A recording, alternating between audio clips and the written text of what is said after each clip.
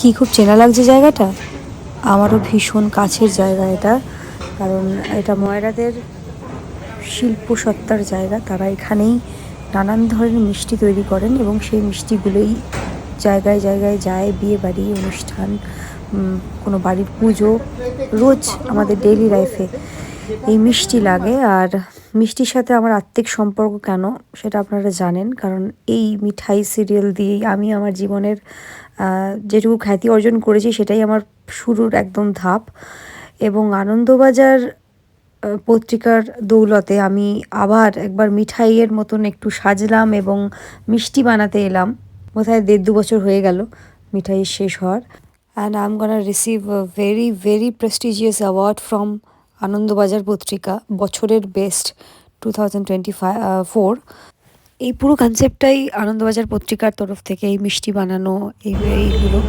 তো এটা ওরা যেটা বলেছে আমাকে যে ওই দিন স্ক্রিনে এটা দেখানো হবে, and I am very much excited about this. কারণ পিছনে স্ক্রিনে যে ভিডিও চলবে এবং তার সামনে ওই রিসিভ করা অ্যাওয়ার্ডটা, এরকম আমি ফার্স্ট টাইম পাচ্ছি কোনো অ্যাওয়ার্ড যেখানে আমাকে নিয়ে কোনো একটা ভিডিও অডিও পিছনে দেখা যাবে স্ক্রিনে এবং আমি অ্যাওয়ার্ডটা রিসিভ করছি। সো এটা আমার জন্য একদম নতুন এবং খুবই খুবই কাছের আমি আমার জন্য এটা।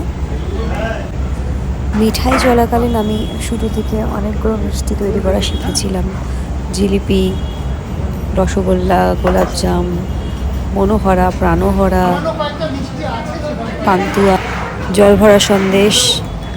আগে না ছাঁচে সন্দেশগুলো যখন প্রথম প্রথম তৈরি করানো শেখাতো তখন হতো না, তারপর ধীরে ধীরে ধীরে ধীরে ছাঁচের সন্দেশটাও খুব সুন্দর তৈরি করতে শিখেছিলাম। ও ভালোবাসা সন্দেশ, সেটা আর নিজেও বেশ ক্রিয়েটিভ হয়ে গেছিলাম যখন কোনো সন্দেশ বানানো থাকতো। নিজে নিজেও অনেক কিছু, অনেক রকমের ডিজাইন তৈরি করতাম আমি, আর যেটা একবার শেয়ারও করেছিলাম। তারপর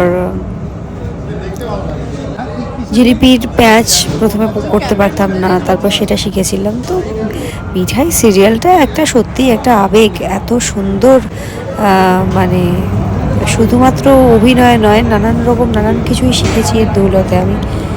আর এই যে পরপর পরপর এই মিষ্টিটাই আমি এখানে তৈরি করেছি।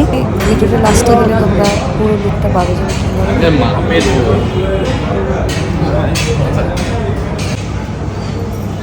এই মিষ্টিটার নাম কি? এই মিষ্টিটার নাম হলো মিঠাই মিষ্টি।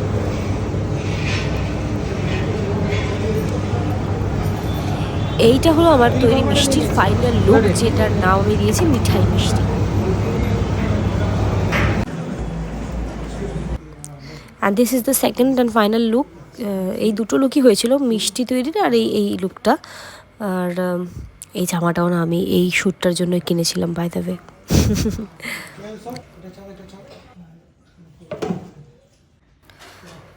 এই বিহাইন্ড দ্য সিনসগুলো আমি রেখে দিলাম তোমাদের জন্য। এখন অ্যাওয়ার্ডটা পাইনি, অ্যাওয়ার্ডটা পাওয়ার পর আমার কী রিয়াকশান সেটা তো তোমরা বোধহয় এবিপি লাইভেই দেখতে পাবে। আর থ্যাংক ইউ সো মাচ তোমাদের সবাইকে, এত ভালো একটা অ্যাওয়ার্ড আমি পেতে চলেছি, সবটাই তোমাদের জন্য। Thank you.